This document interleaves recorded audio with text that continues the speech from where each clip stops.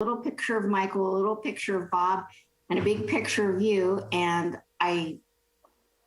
that's fine. I don't know quite how it works, but. So up in that upper right-hand corner, if you take your mouse to the upper right-hand corner of your screen, there's something that says view. Where it says Zoom meeting or what? No, it should say view in the upper right. Oh, I see, the upper right hand, yeah. I think if you click on that, then you can change to take it to say speaker view or gallery view. Gallery view. Or full screen. Perfect. So smart. Well, I don't know about that, but.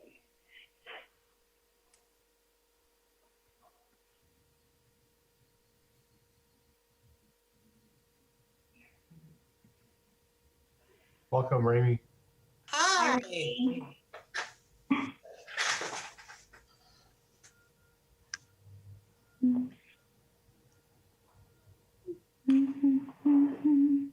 Okay, it's 3:30. We want to start the June meeting of the Forest and Beach Commission. It's a regular meeting and we'll start with roll call. Sarah Burling. Okay. Michael Cadell. Here. Darlene Mosley.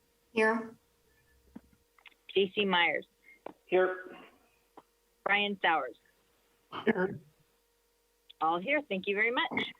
All right. Public appearances.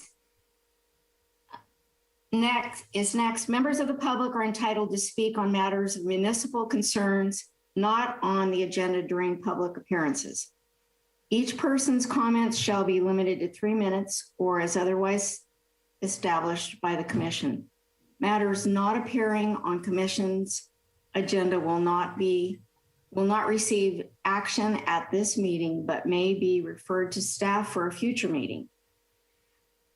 Persons are not required to give their names, but it is possible for speakers to state their names so that they may be identified in the minutes of the meeting.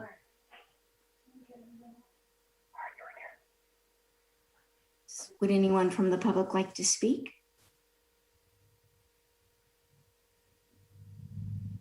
That was a big lead up for no speaking. Ramy, I'm looking around the screen. I know you have something. Okay, no one has anything they want to add. All right, announcements. Does anyone have an announcement? I have a quick announcement. It's more of a reminder, friendly reminder about the Brown Act.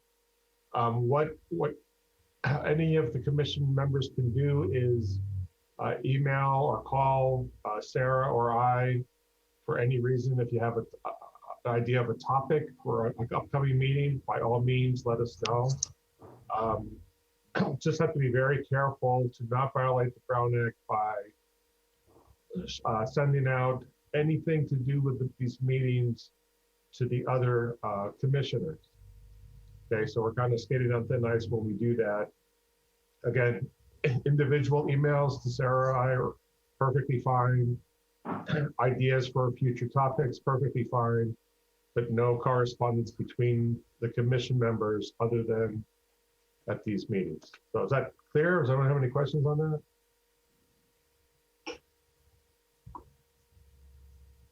Okay. And there's Sarah. Sarah? No?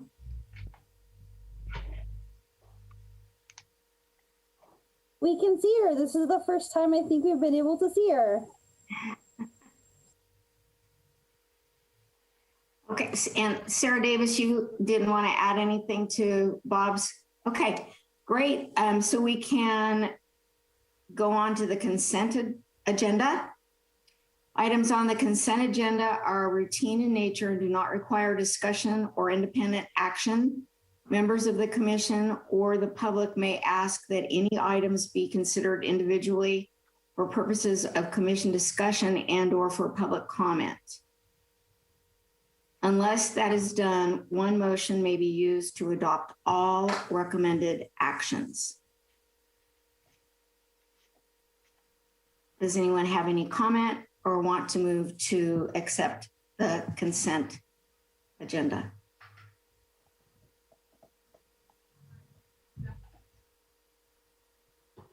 I'll move that we approve the minutes of the May 13, 2021 meeting.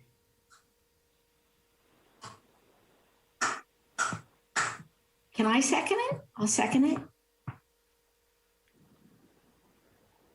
So do we need a roll call then? We do. Leslie, you're on. Sarah Burling, Yes. Michael Cadell, Yes. Darlene Mosley, Yes.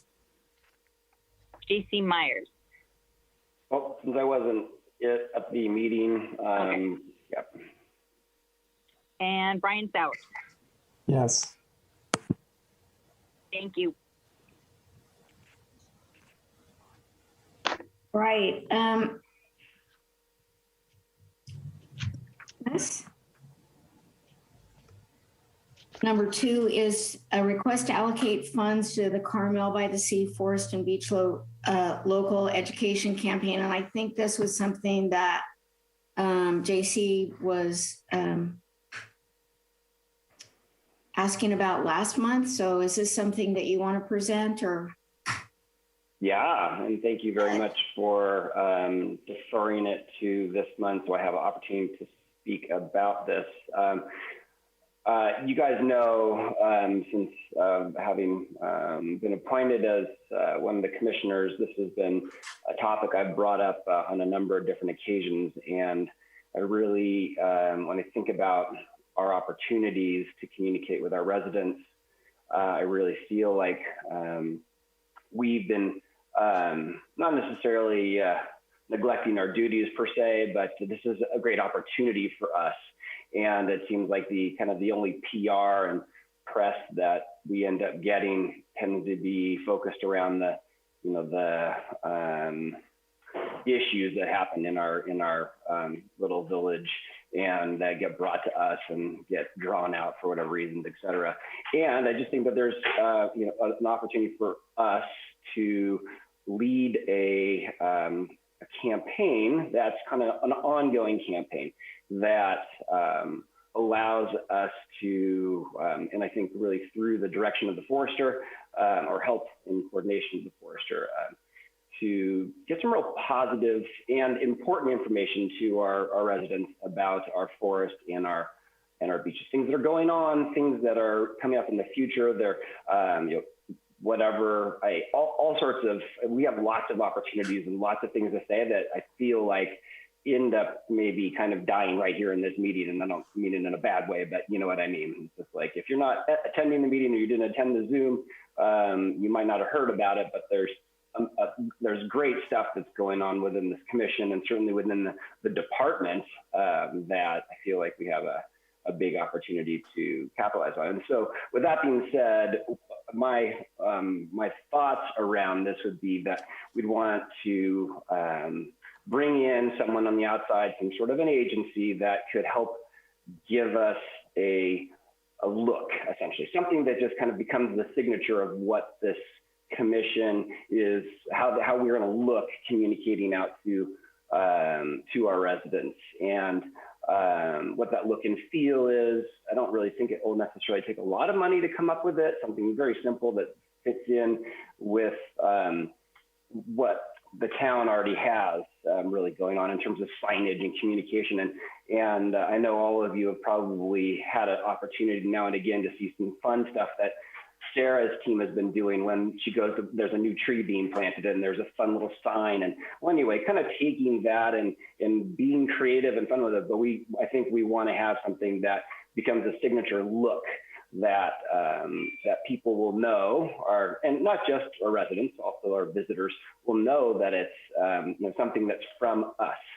And once we get that kind of look and feel created, then I believe that through social media, i.e. establishing a Facebook page and an Instagram page, that we can really honestly manage kind of the communication ourselves. We wouldn't really necessarily have to hire that out, that we could work with Sarah or Bob or, you know, in coordination of just communicating different ideas. And it's really simple to get it out there.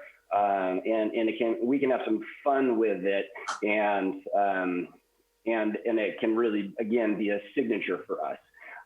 You know, the amount of dollars, I'm not really sure necessarily how much we really truly need to spend in any given year of a budget. I think we could kind of backfill our efforts with Pinecone advertisements for a little while that becomes a little more costly. And so those are some of the dollars that probably the hard dollars that kind of get going out there, but that will help us create some awareness around what we're doing. And then again, you know, running and maintaining a social media kind of platform. Yeah, we could hire it out and we could get some cost of what that really is. But honestly, I feel like we can manage it ourselves. And Bob, you'd have to let me know if, like, by doing any of this stuff, we're going to be violating the Brown Act. I don't really know. Sometimes I get a little confused. Like, you know, well, can we tell the community, can we talk as commissioners with Sarah about the bark beetle and then decide to send a message out through our social media platform? And, you know, are we in violation of something by doing that? I mean, I wouldn't think that we would be, but I guess we need some direction there. But I feel one thing that concerns me, of course, is I don't want to take from a budget that's been created for the Forest and Beach. And so I guess I would want to put it back to Bob, whether or not there's an opportunity to request a discretionary amount of funds from the city council that's specific for this project, and see if we can get their support around it. I feel like that we could, especially if we could bring them, maybe we can get some pro bono work done ahead of time just to show them kind of the direction of what we're thinking.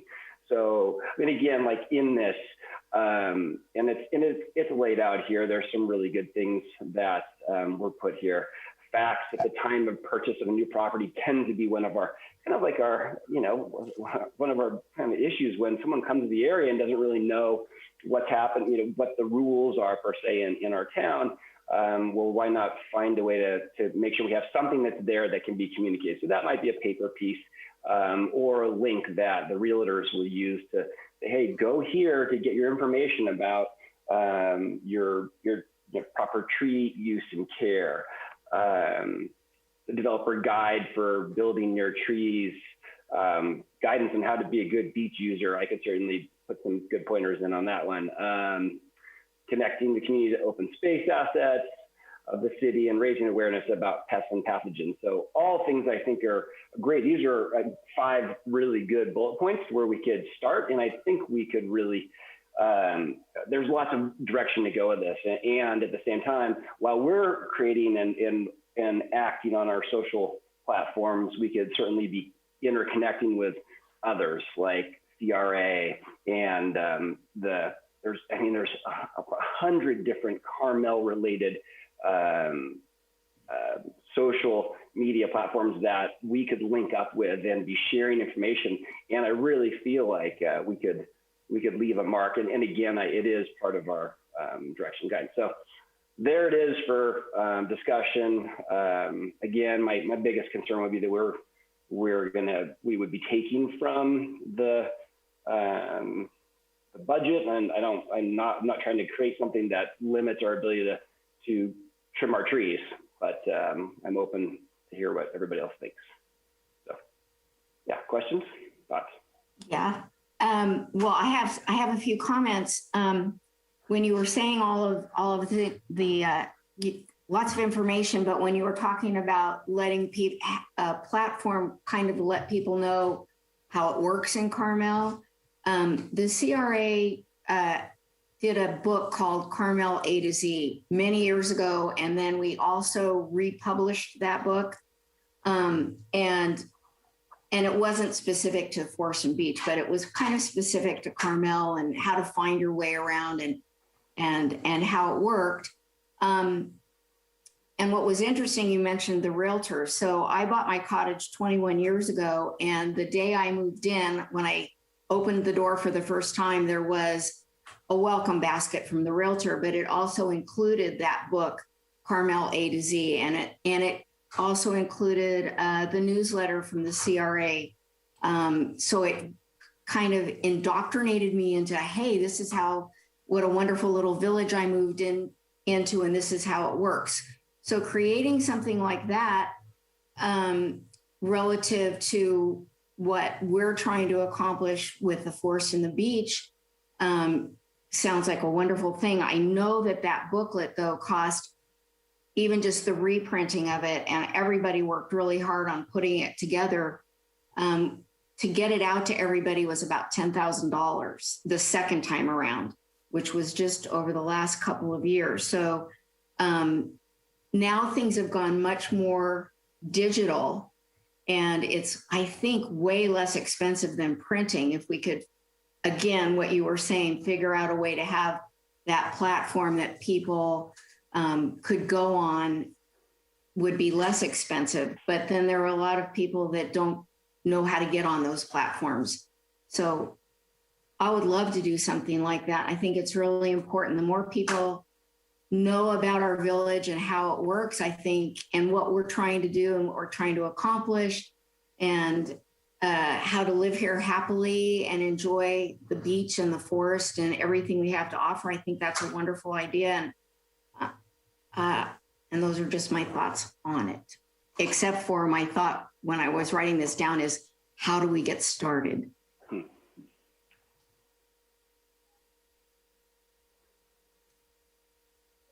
If I may, I'd like to answer maybe some of JC's questions, initial questions, mostly on the budget. The upcoming fiscal year budget for forestry is $204,000. That's for materials and supplies, as well as contracted services. It's already approved by the council as of the other night. If this commission wants to budget or allocate some of that money for this purpose, that's fine. That's not a problem. I do think 25,000 is a little tight, because that's quite a big chunk of the overall budget.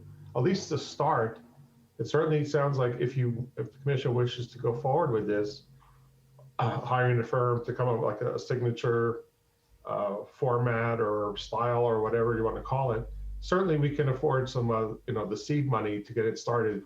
And then from there, we make the decision if we want to go more in digital or more print or something like that. So I'm a little hesitant on just the dollar amount of the $25,000. It might be steep for something that we're not really sure what we're getting into yet. So that's one comment. Second is the $204,000 includes the forest management plan, master plan. I would imagine that would require, or will entail, some outreach to the public. If we can put two things together, here's the plan. We're trying to get participation into the master plan, but also at the same time, we could be talking about ideas from these people on what they want to see also to get the word out better. So I see them, there's somewhat of an overlap, not totally, but maybe a little bit. And maybe that's for a good thing if they overlap a little bit. And in terms of the Brown Act and what's legal on social media, I do believe the city has a social media policy, which I don't know how accurate it is, but certainly if we're concerned about that, I can certainly ask the city attorney for advice on that. But I don't think as long as we have a traditional social media platform that the city already has, or on our website, I don't see that there's really a problem with any of that. So I think there are a lot of good signs that we can go forward with doing this program. And it's really for the commission to determine to what extent you want to, or what exactly you want to do and to what extent. And then just to add, lobbying versus outreach. So individuals or commissions can say, hey, support tree care, but saying, hey, vote this way on this initiative could be construed as lobbying. So we would need to firm up the definitions of that. And to piggyback on the budget, so now with the new budget approved, it's an extra $65,000 over last fiscal year's budget. So making progress.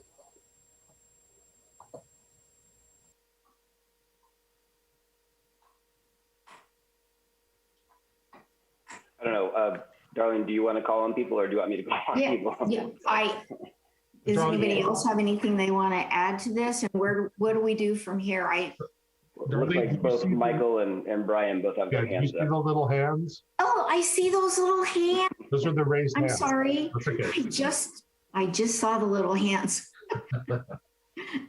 Michael and Brian, Michael, why don't you start and then we'll move to Brian because I just saw those cute little hands there.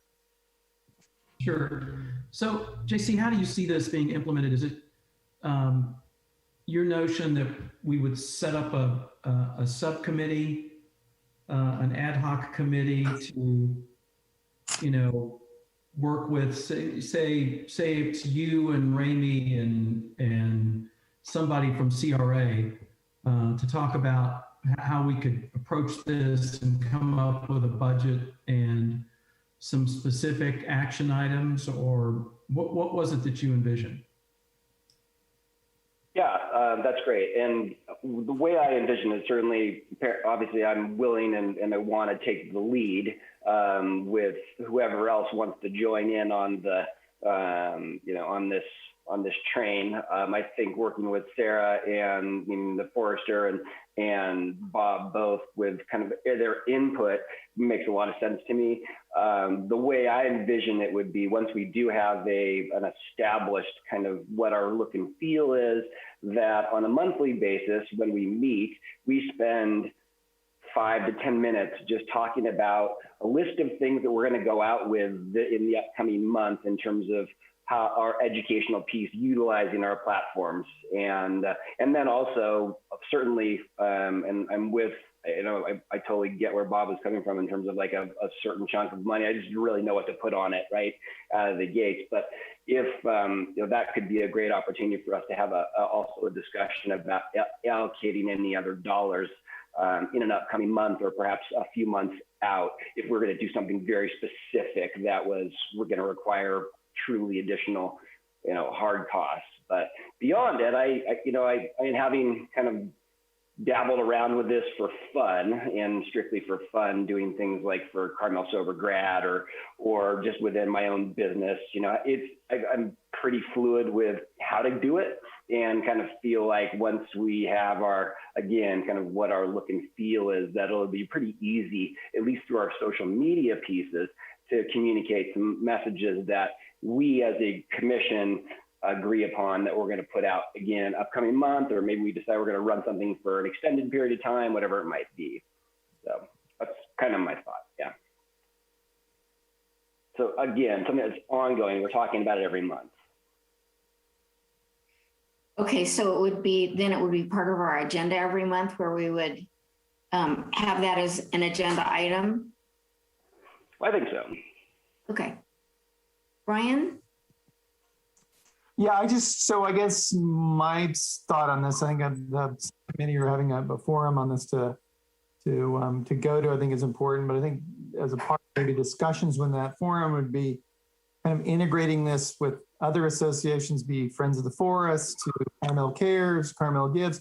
Because we're all kind of, again, our functions and responsibilities are obviously quite different from what maybe Carmel Cares is doing, Carmel Gives, or the Friends of the Forest.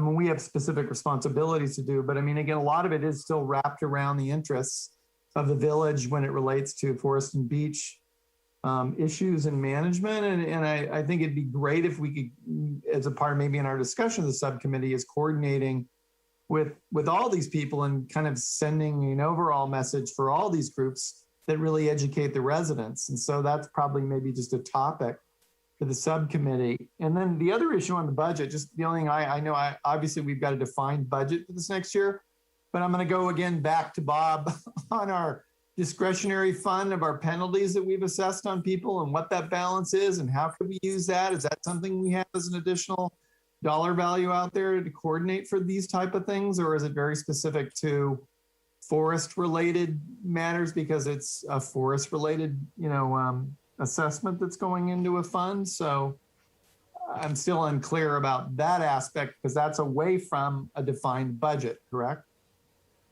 To Bob? I'm not sure I exactly understand the question, but the money that the commission has imposed to date has gone directly into, it's part of the general fund, but it's a separate account. It's the reforestation fund. The attorney's office, and they have been slow, and they admit that, on working on to what level of authority the commission has to impose any fines or fees or penalties. But we're not quite there yet. It remains to be seen where that money would go. My guess would be is that that money, any money raised there, would also go to the forest reforestation fund, but that's not that would really be subject to council's approval. And it could be an offset. So if it is possible to use the reforestation fund for planting and establishment, then that could be money that doesn't come out of the general fund budget. So it could be just kind of choosing which fund to do which activity out of. We want to protect that money for forestry type, forestry parks and beach purposes. Okay, so that wouldn't be anything we would potentially use for any committee like we're talking about right here. If it can demonstrate a nexus to improving the forest, I think it would be eligible. Okay. Darlene, Sarah, do you have any? I think Rainey had her hand up. Oh, well, we don't want to take it outside of right. We're just doing questions first, right? So I've done this in the past. I've experienced running one of these campaigns. Of course, it was a larger scale and with more money behind it. But if you just think about the size of the community and just deciding how much do you want to spend on each person. So if we wanted to spend, let's say we have 3,000 residents, if we wanted to spend $3 on each individual to educate them, that's a pretty small pot of money. So can think of it that way. Branding is always the first step, and then kind of defining the key messages and then tailoring those key messages to the messengers. So when the Friends of the Forest are picking up a message, how is the tone and how are the words chosen to match the feel of their organization versus if the CRA wants to put something out versus if the Chamber of Commerce wants to say something. So having a cohesive voice, but maybe just a little bit of a different accent for each group really makes the message cohesive, but it also makes it very palatable for everyone. Once the messages are there and the branding is there and the targets are identified, the rest of it's pretty easy to put together because we're not inventing the wheel. We're not making up anything new. This is stuff that we talk about all the time. It's just kind of refining how we talk about it. So I think it's completely doable, makes a lot of sense, and we can make it a lot of fun. And I want to make sure that we focus on the beach as well, because the beach users can cause us lots of maintenance headaches. So I want to make sure that we remember that the beach component and the forest component as two things that work cohesively.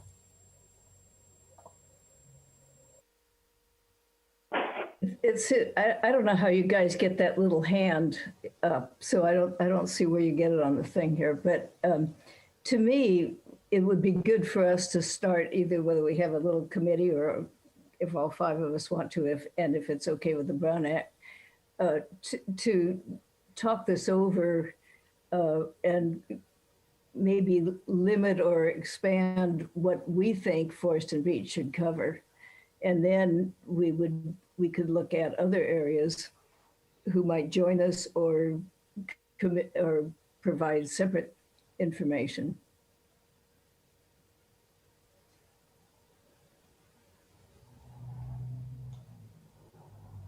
I think now maybe is a good time, Darlene, to take it out to the public for comments and questions, and then we can bring it back. Oh, you're muted. You're muted. I know. Okay. Rainey. Thank you. I saw your hand. put my hand up. I do so many of these meetings. I just automatically raise my hand. I'm like, wait a minute, I'm not in this meeting. I'm outside of it. I think this is really timely, and I think as our home buyers in Carmel age range is going down, I think this is, there's a whole younger group out there that communicates and gains information differently than maybe some of us here on the board or on the call. So I think that is one point I wanted to make. And the other one is, as a contractor, I think this would be really, really cool for me to be able to share something that I'm doing in the city that is a question mark for lots of new or old homeowners, that, I could just say, taking out a tree, got permission first, or, here was something that I didn't need permission for. It was a dead stump, and just fire those things out. Of course, you're going to have to figure out a rubric of who can do what and what tone and all that. But great ideas. Super.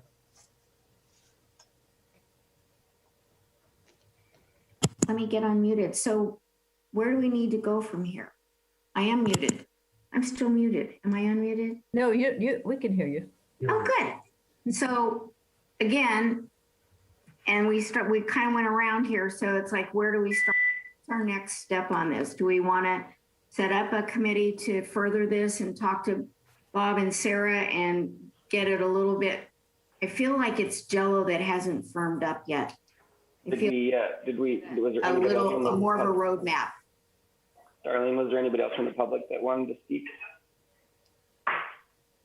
Sure, if anybody else from the public wants to. What did you say, JC? I didn't hear. Oh, I was just asking if there was anybody else from the public that wanted to speak, and then if not, then are you going to bring it back to us to come up with our plan? Sure. Anybody else want to speak from the public?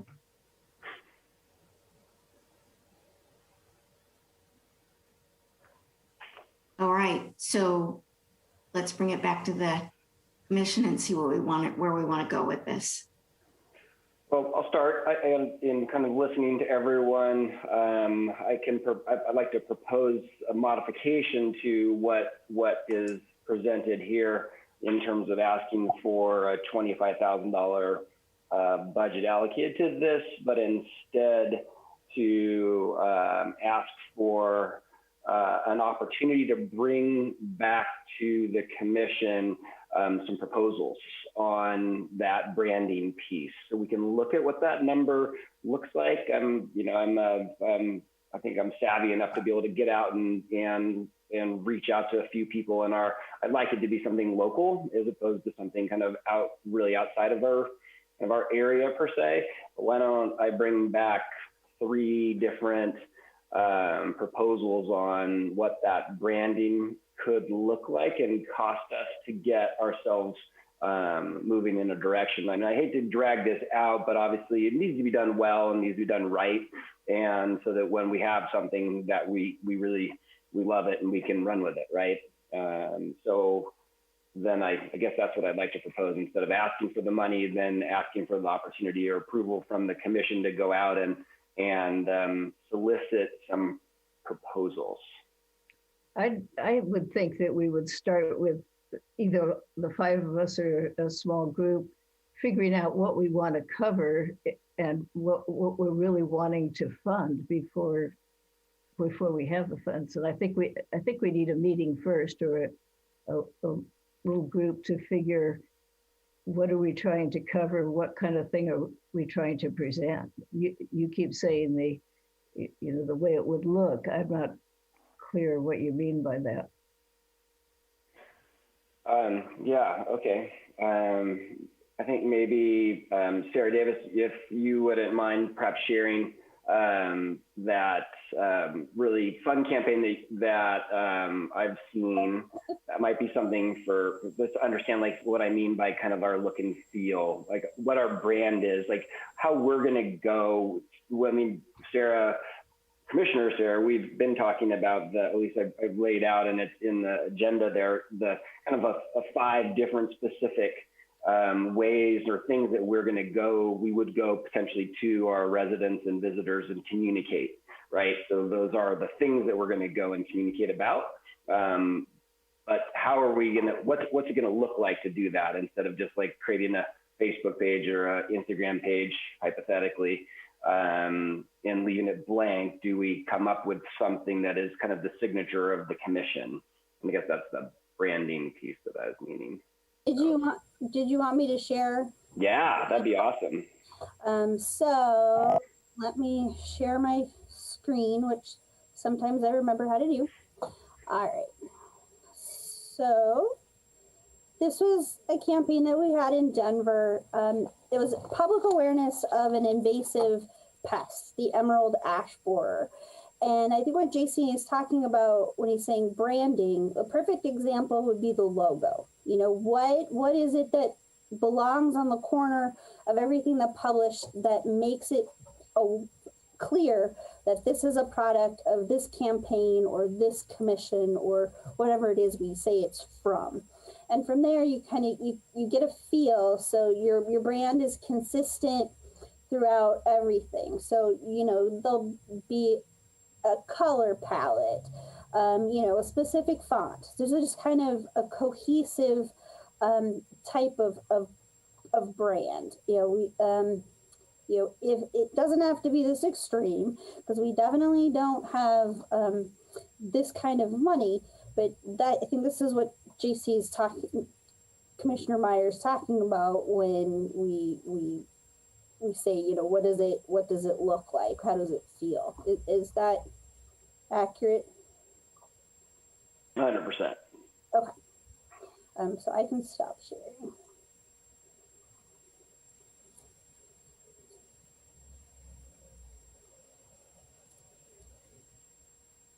Oh, I think we lost our lead. Oh, there she is. I'm just suggesting that I can go out and bring back to and someone else, I'm happy to do with more than, doesn't have to be just me. I'm just saying I'm willing to do the legwork, and I'm happy if someone else says like, oh my gosh, I want to do it too. Let's do it together. That sounds great. If, you know, if that we don't have any kind of Brown Act complications around that, then that sounds great too. I'm just suggesting, why don't we go out and find out what's going to kind of cost us to at least get that branding piece in place, and then we can have maybe a longer term idea of what a real budget is going to look like potentially. That's it. And just be aware that a branding isn't a one person saying, yes, I like that. Branding typically happens with a group of individuals, so that you don't have just one person's perspective. So you try to get as many different minds on the image or the tone as you can, so it'll have the broadest appeal. I thought the purpose of getting the 3 different branding proposals is bring it back to the commission and have the commission just with public input, and have that collective body determine what kind of branding style they want. I thought it was more as having proposals come back for how much it would cost us and what type of product we could get. But we could go either way. I think it's kind of both, right? And, you know, first of all, get some ideas about what it really is going to cost us to come up with that branding piece, and then allow us as a group, once we pick the agency that will handle it, then we're bringing it back in to try to figure out, with as much input as we can gather, what that would look like.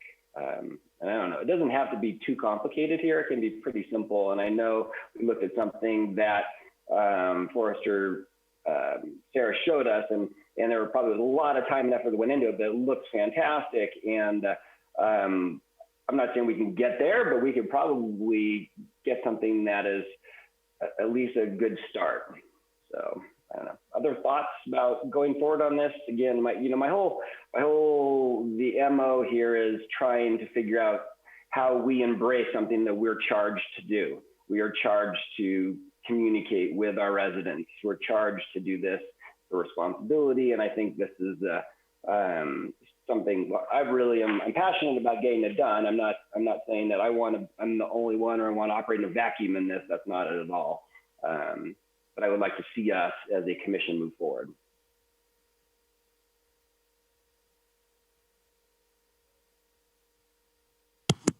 Any other comments, questions, or how we're going to do this? Seems to me Sarah laid it out pretty simply with, we need a branding, we need to know what our key messages are, and then we need to know who our targets for the communication are. And we started off with, we were asking for an allocation of funds, but we're not quite sure what kind of funds are going to be involved yet. That was the first step. So I think JC's idea of being able to bring us a proposal for what the branding is going to look like is a first step. And then I think we all probably need to think about what kind of messaging we're going to want to be putting out and how we're going to do that and where it's going to go and who we might want to work with.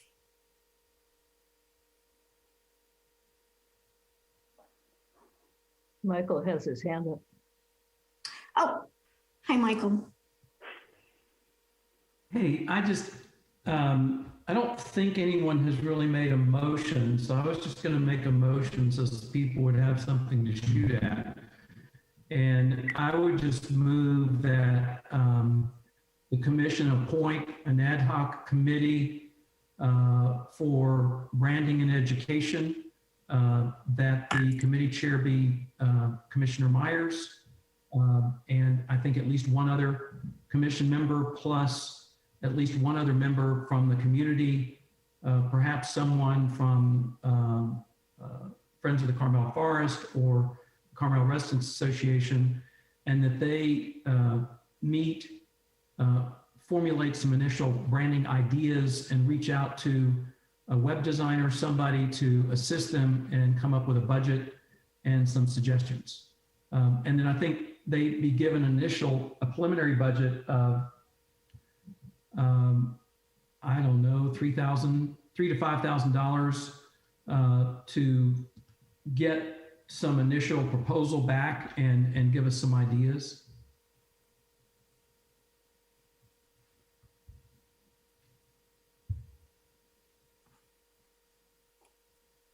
Do I have a second on that motion?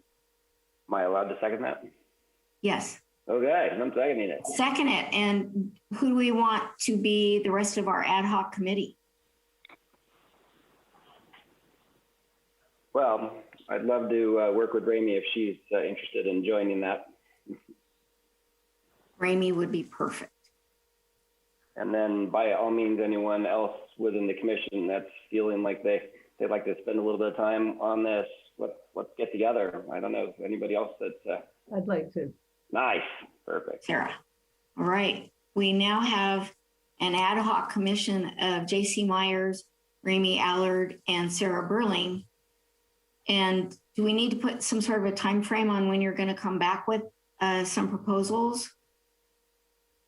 Oh, I would be, in my opinion, would be within by next month, but. Okay. And then you would get to Sarah and Sarah would get it on the budget? I mean, the agenda? Hang on a second.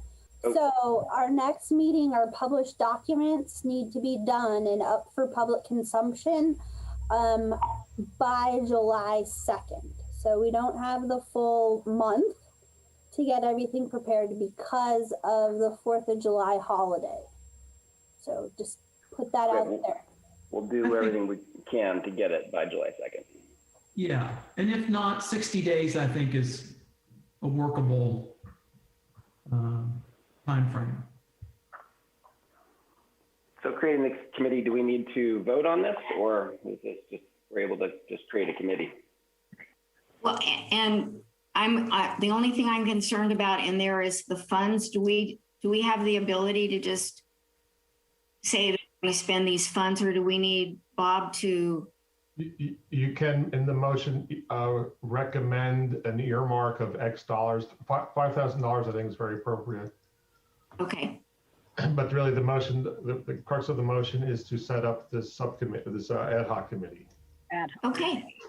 And then at a later date, then the commission or the council or somebody would approve, or the city administrator would approve any contracts that would be signed accordingly, but we're certainly not there yet. All right, do we need to change the motion then? I hope not. I'm sorry. So should we take it to the vote? So Leslie, can you repeat kind of what it is the motion is? Yeah, it's like a page long. He basically, I'm just going to kind of summarize it. Committee to appoint an ad hoc. Commission appoint an ad hoc committee for branding and educational purposes.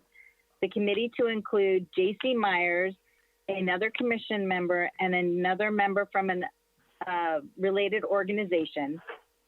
And they will reach out to web designers and get proposals. And then you made the ad hoc committee be J.C. Myers, Ramey Allard, and Sarah Burling. And there's a 60 days, within 60 days, return with a report. And I don't know if you want to include the recommendation from Bob for the 5,000, or if you would like to just wait and do that once they come back with proposals. I'm good either way. Either way. Yeah, we're not planning on spending the money right now, so. Okay.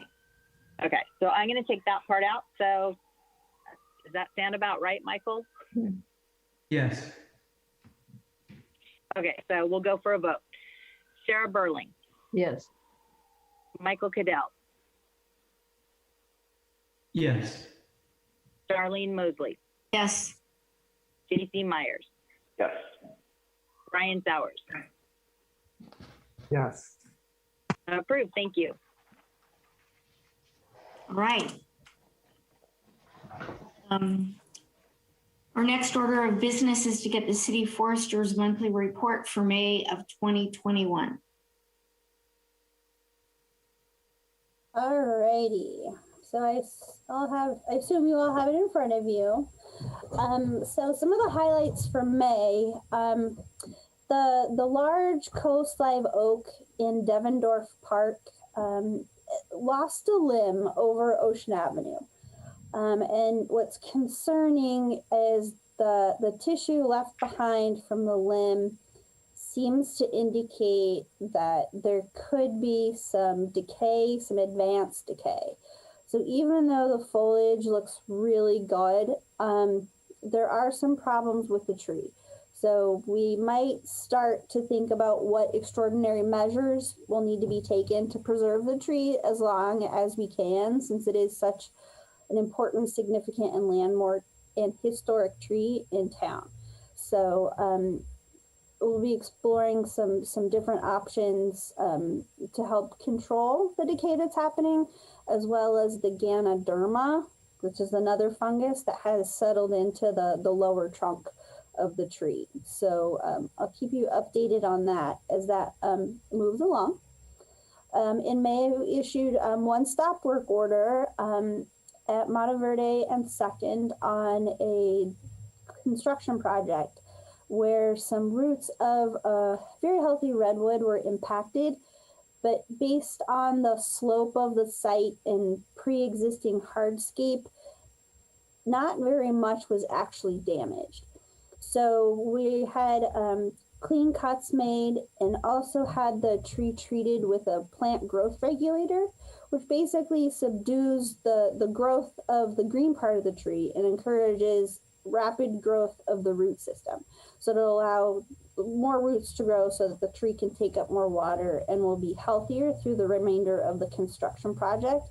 Also, the condition was placed that they provide in writing from their consulting arborist an update on the tree every 3 weeks. So all of that's been met and the stop work order has been lifted, but anything changes, that will go back into place.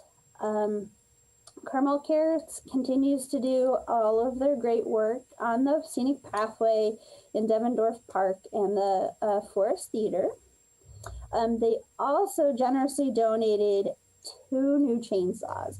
And these chainsaws have such a large bar that they can fit into a wood milling device called an Alaska sawmill. So it basically allows the chainsaw to be turned and to put into a jig so it can cut even planks.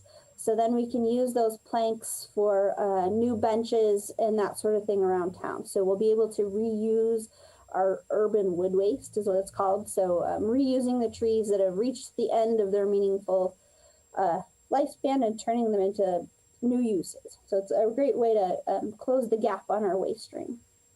The engraver beetles that have been going after the pines seem to be slowing down.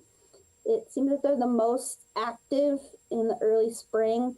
And then when we get a little bit of a warm patch, then the trees start to decline. So I feel good about whatever's green now is going to stay green for the rest of the year. Cross your fingers.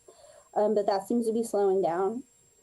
And then down at the beach, the Carmel Cares volunteers, including Commissioner Sowers, have been removing enormous amounts of ice plant off of the stone walls.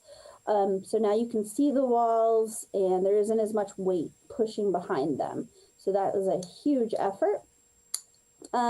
We've been contract grinding of stumps. So right now I have 44 stumps under contract. So in June, you'll see those as being removed when the work is completed. Also, the Carmel Residents Association did their annual beach cleanup in May.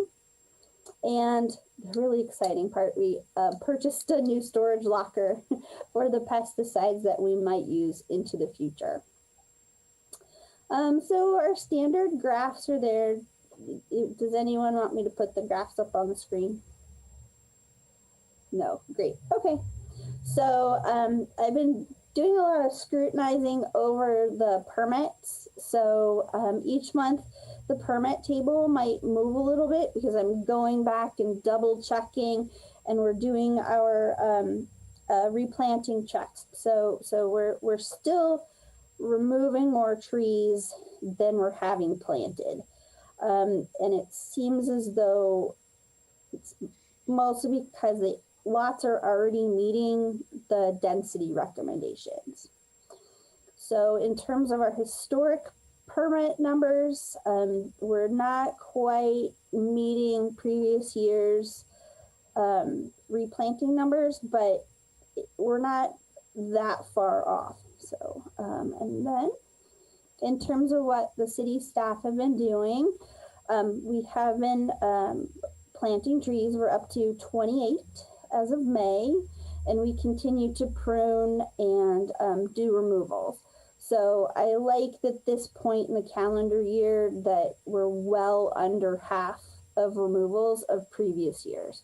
So hopefully that's an indication that we're slowing down on some of the larger trees that are reaching the ends of their lives. So that's the highlights of May. Does anyone have any comments or questions? Oh, before I say that, after the May report was submitted, we did have a significant tree on Scenic Pathway at 10th Avenue. That was an active failure. So one of the buttress roots had a large crack and the tree was starting to go over. So last Friday, we did have to come in and remove a sizable piece of it. What's there now, we're going to cut and mill. So hopefully that tree will be able to be used for some new benches, replacement benches on Scenic Pathway. So that failure was really concerning because that was a new way for a cypress that I've seen so far to fail. The tree had been undermined by the ground squirrels and had some very significant cuts made in the past where very large limbs had been removed.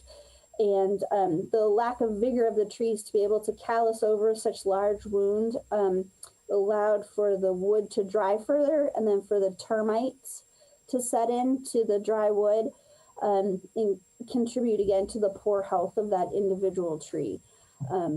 So that was one thing to point out, and that will be on next month's report. So are there any comments, concerns, questions?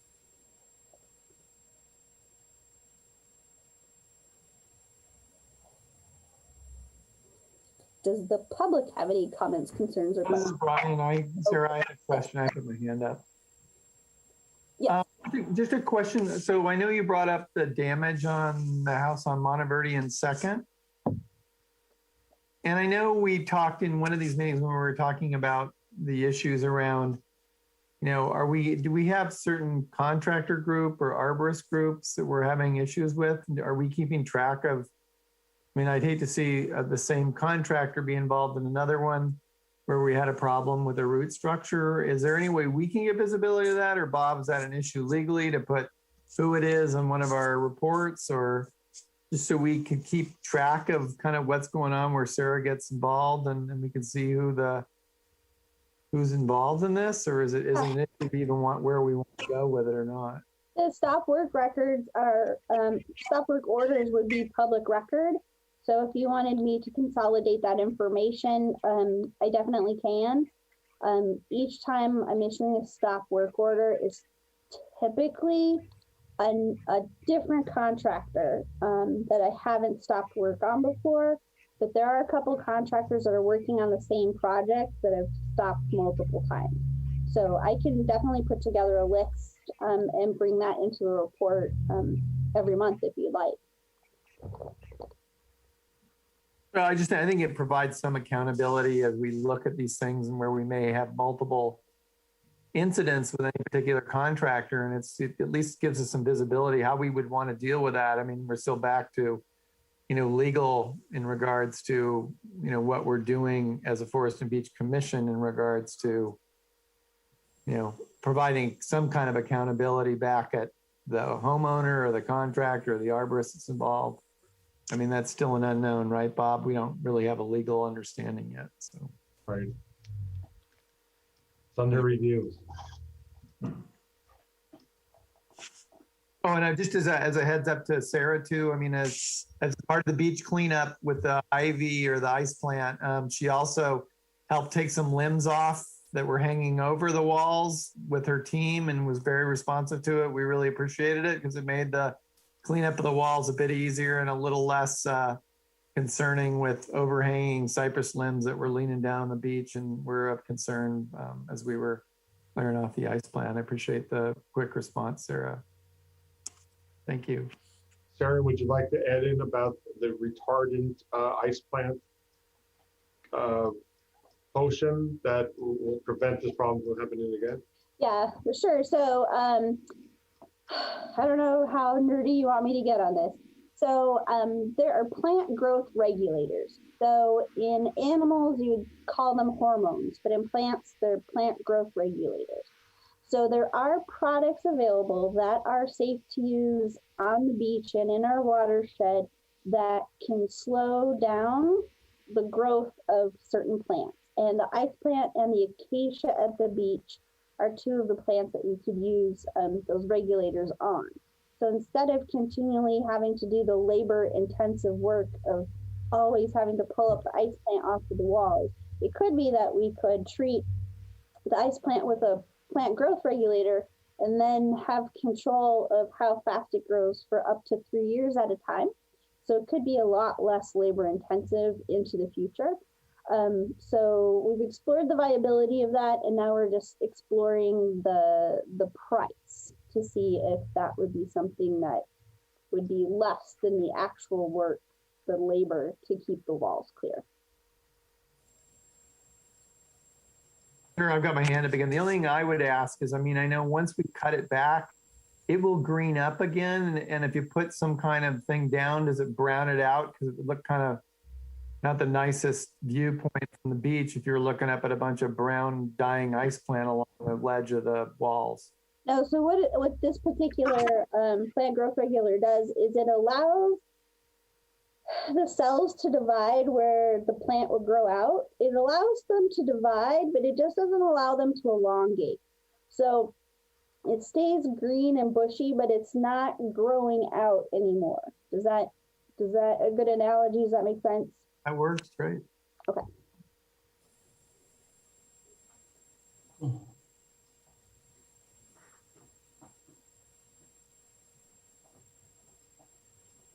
Anyone else have any questions for Sarah? Anyone from the public? Do we want to move on to our Public Works report for May of 2021? Okay. Thank you, Madam Chair. First, I want to talk about city council actions related to forestry, parks, and beach. Had 2 city council meetings so far this month. On June the 1st, council accepted $29,977 in donations and from Carmel Cares and 1,230 volunteer hours, which I believe includes Brian's hours. I know a lot of that, not all of it, but a whole lot, a large percentage of that work was landscaping and, scenic pathway and forest theater and Vista Lobos and that type of thing. So really doing a great job, and it's really been valuable. At the June 8th council meeting the other day, the council adopted the budget for next fiscal year, which starts July 1st. As we previously mentioned, the forestry division budget, which had, I think the numbers are wrong in the report, but forestry division budget a year ago was $139,000. Starting July 1st, it'll be back up to $204,000, which is still shy of what it was beforehand, but it's certainly a big step in the right direction.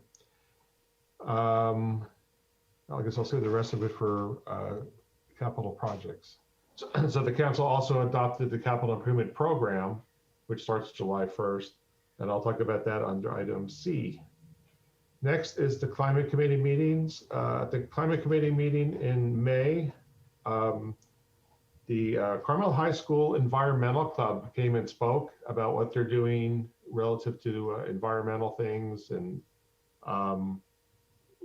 bundle of energy, super enthusiastic, really, really great. And they were talking about helping the climate committee. And I didn't say, but I wanted to say, hey, you want to help out the Forest and Beach Commission too? So maybe there's a possible way to link those two, people with a lot of energy and want to, protect the earth and make everything better. And we could certainly use all the help we can get. So that's that on the climate committee. Also, there's no climate committee this month in June. They're taking 1 month break. Next are the capital improvement projects.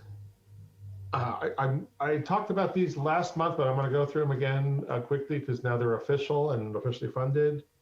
In no particular order, we have the $20,000 for the forestry management plan that we already mentioned. We have $20,000 for a beautification project that was added at the last minute. We're not quite sure what that means, but we're going to figure it out. $12,000 for the North Dunes habitat restoration, which is predominantly for the biology, keeping the biology going. But there's other volunteer groups and donations that are planned for this year to enhance the dunes. The scenic barriers along the scenic pathway, council's putting up $50,000, possibly to match, but Carmel Cares wants to invest in that as well. So we're getting started on that project already. We're going to be in the near future having 3 different style wood barriers. One would be the old style wood barriers that were originally built. One would be from a Scott Hall design, which is a little different. One would be a design by a fence contractor that has a great idea. And the 4th option would be the post and rail cabling that you see all over the North Dunes. We're going to tie that to a survey, so people will go out there. It's going to be in like one local area, just prototypes for now. People are going to vote, oh, I like option 1, I like option 2, I hate option 3. So we're going to get some public input, and then from there, identify what style of wood barrier we'll do. So that project is a little bit getting some steam behind it and getting it moving. Mission Trails Nature Preserve, we have $150,000 to decommission the water well and to remove the above ground tank. We have $90,000, most of it is grant funded, to design the first 3 of 8 stream stability projects within Mission Trails along the creek, predominantly by Rio Road, by the gate down by Rio Road. We have $20,000 for a wildfire risk assessment that will be performed by the fire department. And on top of that, we got confirmation that we're getting $45,000 for California Coastal Conservancy, a grant for wildfire resilience, meaning more fuel reduction in Mission Trails. So we got a whole lot of projects. We also are getting one maintenance worker added back to Public Works. We're going to get a project manager back in Public Works to work on all these projects. And we get 25% of a administrative coordinator back. So we get like a vet's leg and a shoe or something. Not really sure what that's all about, but we're going to have to make that work somehow. That's it for capital projects. Do you have any questions so far before we go on to other things?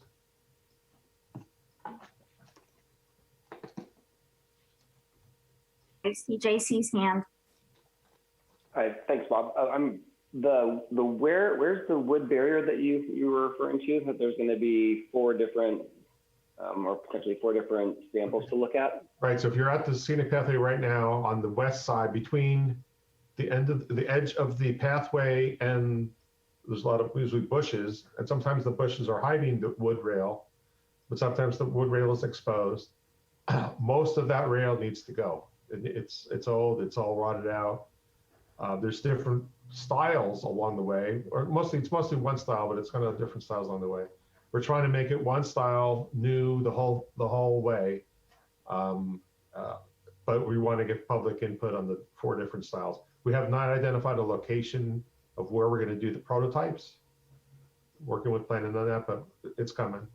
Okay, thanks. And then in the fire risk assessment, or the risk assessment piece that'll be performed by the fire department, does that include Pescadero Canyon, or was that only for Mission Trails?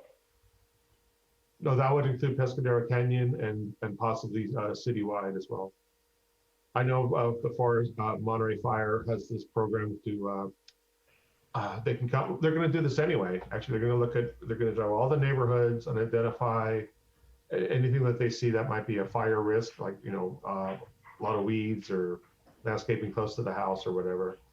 So they're doing it proactively, but there's also a phone number to call if you want to get it done sooner. So that's kind of a part of the program, but this is really more of a study on how larger fires would be suppressed. Thanks. And then my last question would just be related to, I don't know if this would have fallen under A or if it comes up under E for miscellaneous, but the fire pits that have been returned to the beach. Just curious if there's been any feedback. I certainly have listened to lots of and heard about lots of kids going down and using all different kinds of fuels to create fires. I'm just curious if we've got any additional feedback around that at all so far. Yeah, the main feedback I got is from the guys who clean it out and how utterly disgusted that they are at the complete lack of using those pits properly, backfilling it with sand versus water, burning driftwood, which is toxic. It's just it's very much mistreated. The police department is going to be putting up the little A-frame with signs to try to enhance enforcement a little bit. Public Works is going to be adding a little metal sign in the corner of those concrete pads. Dry wood only and water to extinguish, something like that. So we're trying to enhance enforcement, but that's a tough thing when no one wants to follow the rules, apparently. We also personally, I think they're going to burn the A-frame that police are going to put out there. With the sign, because it'll probably burn pretty quick. All right, thanks. So just for the record, we did put out all 9 initially because Chip told me to put out all 9. So we put out, he said put out all of them. So we put out all of them. And then he called me, you dummy, you're supposed to only be 5. So we took 4 of them back. So we had 9 only for a couple of days out there.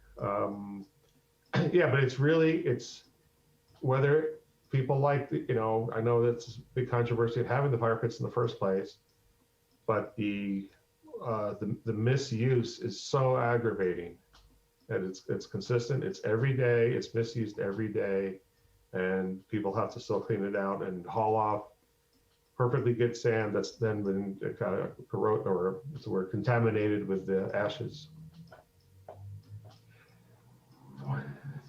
Thanks for bringing that up. All right, moving on. Was there any other questions first? Seeing none. Volunteers, Sarah did a good job talking about what Carmel Cares has been doing. Also, the Friends of Mission Trails Nature Preserve, last month they accumulated 14 large piles of fire fuel and invasive ivy. So whatever the Friends of Mission Trail are doing, they're doing it better and better. They're really increasing the quantity of the output, and Public Works is happy to pick up those piles and get it composted. I think that's it for volunteers. And miscellaneous, we talked about the fire pits already. Sarah covered the tree on scenic. Sand distribution. JC, was that from you personally, or was that from the volleyball group to do a donation of $2,499? Oh, I contributed into it, but that was not me personally. That was the sand volleyball community, right? Okay. So that money was intended to be used to rent a bobcat for 5 days, about $500 a day. Rent a bobcat for a week. It was scheduled to be done in August, based on very, very recent information and concerns. And I also went out to the beach just this morning. We can't wait till August. So we're going to be doing that before the July 4th weekend. Putting up, pushing sand back up on the area by the Del Mar parking lot. The part over by the volleyball courts is also very heavily eroded. We're going to have a hard time finding enough sand to move that level of sand to fill that. So we have a chronic problem. Going back in time, in 2015, we did the whole beach. We had a contractor with a big dozer move the sand around the whole beach. It cost $19,000. In 2018, we did the same exercise. It was like $12,000. The last couple of years, we've been renting a bobcat, and now we have the equipment operators that can run a bobcat. And so we're saving a lot of money. It's a chronic problem, regardless if the contractor does it or if we do it. We push the sand back. It erodes. The waves come in, the waves go out. People walk on it. There's wind, and the sand just keeps moving. So it's a really tough problem to have. Oh, I missed one capital project. It's called a beach sand survey. It's kind of tied in with the climate change, the climate action plan. They're going to be doing transects and monitoring the sand levels over time along the beach, and the focus on where sand is being undermined on the retaining walls along the shore of the back walls. That will lead to a part 2, a coastal engineering study about how to modify and buttress or whatever the walls, so that as the ocean rises, which it won't be as devastating as it could be if we do nothing. So we're getting, we're making progress on our climate action plan and our climate adaptation plan. We have the sand studies just to get the ball rolling on the field work. And I think that's all I had for the rest of my report. I'll be happy to answer any questions. Well, then, sorry. Just to the rental of the bobcats and getting some sand up before July 4th. One of the things Bob, that we had asked about, at least from a community perspective on the volleyball side of it, is can we get at least in a temporary installment of the rail and cord system, at least to manage the amount of traffic that goes straight down the North Dunes right there, because that seems to be the accretion that takes place, that sand accretion is, I mean, really, I mean, we've seen it, you know, I'm on the beach really almost every day, and on our beautiful days, the amount of people that are going up and down through there, we sure like to be able to kind of manage that traffic a little bit well. I know exactly what you're talking about. I know Anya's our environmental compliance manager, spoke with Joey Canepa about that very topic. I don't recall what the conclusion was, but even if it's temporary, it's better than nothing. Yeah, okay, thanks. Yeah. Bob, this is Brian. So I just had a quick question. So Sarah had asked me to go back through the shoreline management proposal that was done over 20 years ago and kind of read through it again, which I've done a couple times. And, Correct. you know, I mean, I think it's worth having a separate agenda item to talk about this whole plan and, you know, where are we with it? Because it really, if you read through it and you think about where we were then and where we are now, I think there's some topics to talk about. If we're the Forest and Beach Commission, the beach is one of our commissions. I think it would be an impactful meeting to have an agenda item on to talk about that plan and what have we done and not done over the last 20 years. Because, I mean, again, I don't know exactly when bulldozer been brought in. I think you said 2018, but, you know, the sense of it from residents and even possibly even some public works people is the bobcat ain't cutting it. And the beach is being damaged because we aren't spending the money to fix a sand problem. And bringing a bulldozer in seems like a good temporary fix until we can get a survey done and understand what is really going on with the sand. I mean, I think it's a worthwhile topic. I think the beach is being eroded at a level that's concerning as a beach commissioner. And we need to, I think it's important on us to take and understand the strategic direction that we need to go on to keep the beach in my view, and against my view, that the beach is the most number one asset that Carmel has. And I personally believe the sand situation is not great right now. And whatever we can do, whether it's, if we have to get Carmel Cares to get a fund going, to fund like JC has done with his volleyball team to get $18,000 or $20,000 together to run a larger sand movement distribution in there to clean this thing up so we avoid the erosion.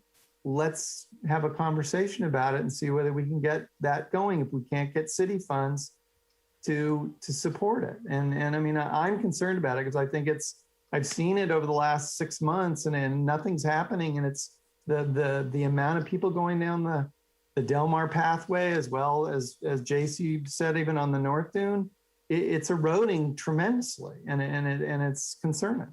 Mm-hmm. Down there every day. And I mean, it's just, we need to do something. So, I mean, I think it's a worthwhile agenda topic for maybe the next meeting.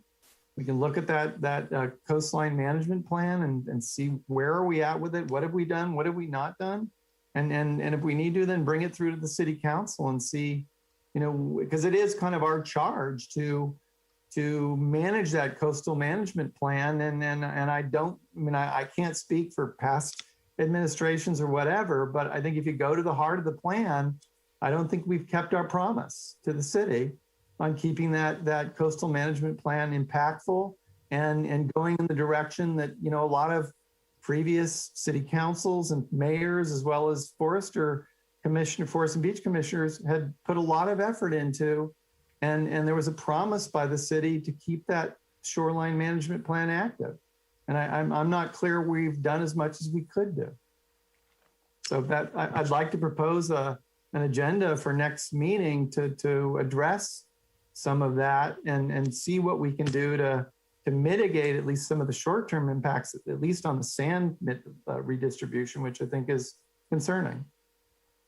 Okay, can I have a few comments in return? Put it on the agenda is perfectly fine.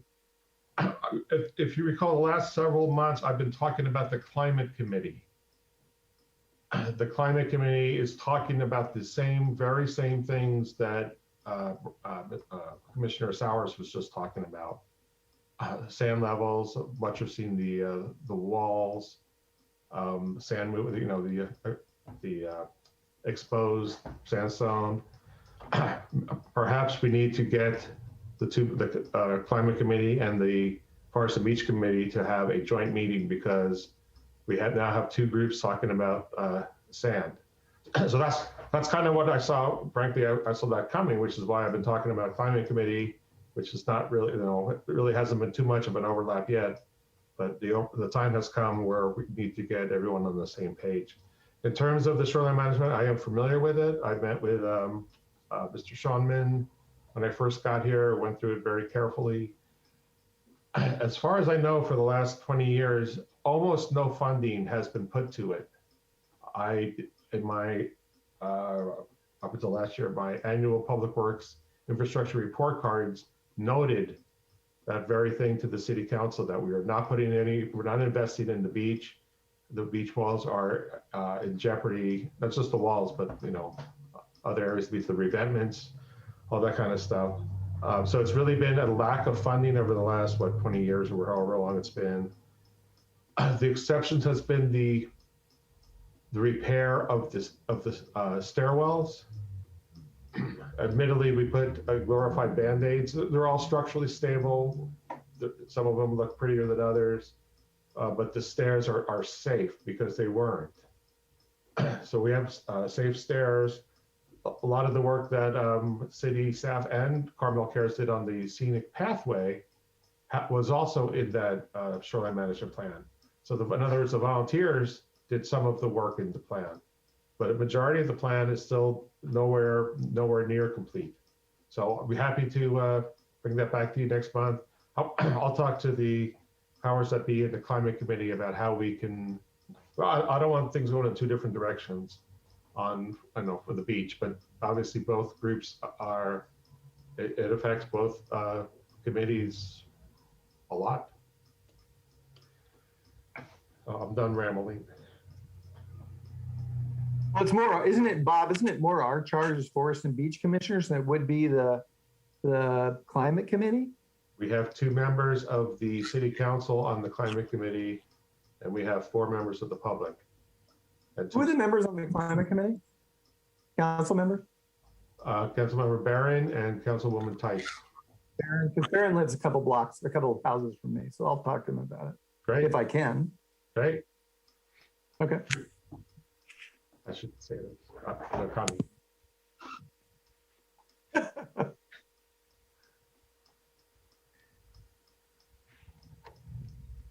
Anything else? I think you have more reporting here. I'm done. Are you finished? I'm finished. You're finished? I believe. Okay.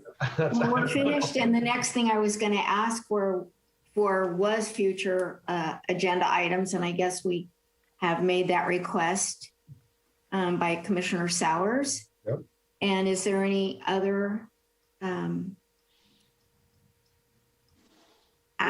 did we want to take it out to the public if there was any questions for Bob? Oh, thank you. Does the public have any questions for Bob? Thank you. Do we have any other things we want to talk about adding for future agenda items? The ad hoc committee for the branding should be on there. Yes. Perfect. Also, I'm part of an ad hoc committee for our Arbor Day celebration, and we were going to have a report. We had our initial meeting. We did make some definite plans, and when do we want to get back to the commission on where we sit with that? And I think Sarah's the lead person on this. We can do that next month as well, now that we're a little bit closer to October and the COVID restrictions have been loosened even more. Do you want to have a meeting before the next Forest and Beach commission meeting, Sarah? Sure thing, we can do that. Okay, send us out an email and we'll be happy to attend. I have another one that we talked about just a month ago is called the forestry website improvements. And I'm wondering, is that has really morphed into this branding exercise? I think a couple of months back there was talk about, let's look at our website, what can we do to improve it and get public information out there on how to, plant and protect your trees. So maybe this kind of rolls up into one and the same issue. So, anybody else want to add anything? No. No? Well, then we will adjourn the meeting for today and get together next month. Thanks, everybody. Take care. Thank you. Yeah. Thank you. Thank you. Take care.